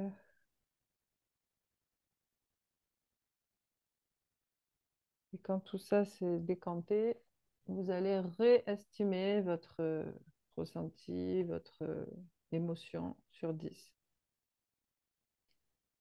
Si on a baissé de moins de 2 crans, vous refaites ce qu'on vient de faire. Donc, vous remettez en arrière sur la vidéo, vous refaites ce qu'on vient de faire. Si vous avez baissé de 2 crans, c'est que c'est suffisant. Pour moi, c'est Maintenant, OK. ok. 3 même. Et maintenant, on va dire, on va aller sur le reste de. Alors, on va tapoter ici. Donc, même si j'ai un reste de, et le reste, c'est vous qui complétez. Même si j'ai un reste de, Je m'aime et je m'accepte comme je suis. je m'aime et je m'accepte comme je suis. Même si j'ai un reste de, vous terminez la phrase. Même si j'ai un reste de, Je suis un homme, une femme exceptionnelle. je suis quelqu'un de bien. Et tu sais, encore une fois, même si Même si je suis quelqu'un de bien, je m'aime et je m'accepte comme je suis, c'est à vous de choisir. je suis dans la justesse.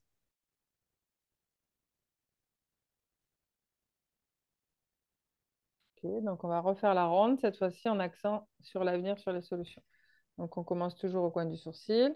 Alors vous verrez des vidéos sur Internet qui commencent par là, il y a beaucoup de personnes qui le font. Moi j'utilise la version d'origine de Craig qui a créé la... Je le fais pas, mais c'est possible aussi. Donc ici, ce problème, ce ressenti, Ce ressenti. coin de l'œil. Et si ces tapotements étaient en train de m'en libérer? Et si cet tapotement était en train de m'en libérer?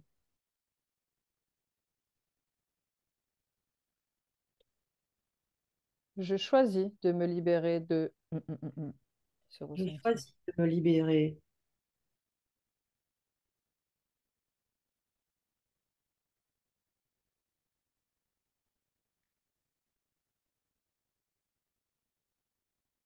Alors, selon si ça colle avec votre histoire, vous pouvez dire la vérité, c'est que je n'ai plus besoin de cette peur, cette colère. La vérité, c'est que je n'ai plus besoin.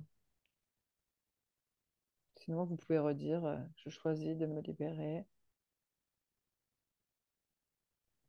On peut redire les mêmes phrases tout le long, c'est pas un problème. Et si ces tapotements étaient en train de me libérer? Et si cet tapotement était en train de me libérer? Selon ce que vous avez vécu, vous pouvez vous dire la vérité, c'est que je ne suis pour rien, si ça colle avec votre La sujet. vérité, c'est que ce n'est pas ma faute. Mais pourquoi je suis pas symétrique?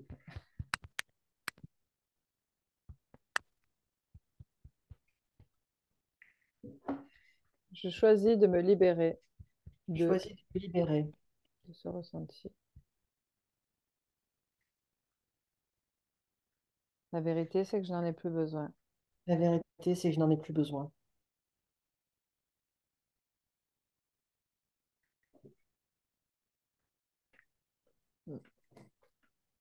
Et on retourne toujours sur les mêmes. Et si ces tapotements étaient en train de me libérer?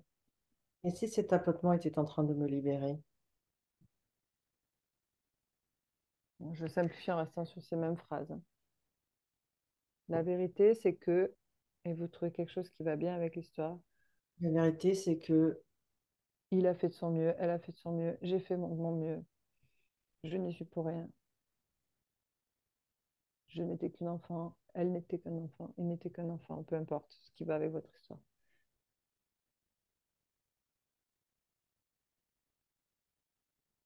Ou une vérité qui pourrait atténuer votre problème. Je choisis de me libérer. Alors je moi, je choisis rajoute définitivement de définitivement. ce ressenti face à cette situation. Et après, on peut redire, je m'aime et je m'accepte comme je suis, je choisis de me libérer. Là, c'est ce qui vraiment est juste. Tel que je suis. Et j'intègre mon enfant intérieur dans cette guérison.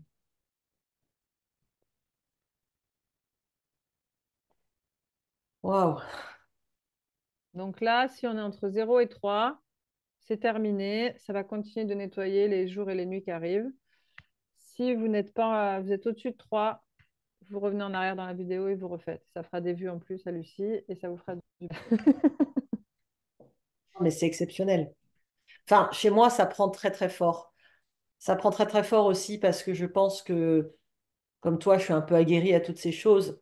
Donc les personnes qui n'ont jamais fait ça, qui n'y connaissent rien, pour qui c'est la première fois, ne vous inquiétez pas que la première fois, ça fasse pas l'effet waouh que je peux ressentir moi. C'est normal, il faut un peu de temps. Votre corps, il n'a pas l'habitude, ça le surprend. Donc il y a de la résistance mentale, il y a toutes vos pensées qui s'agitent, il y a l'inconnu qui fait peur.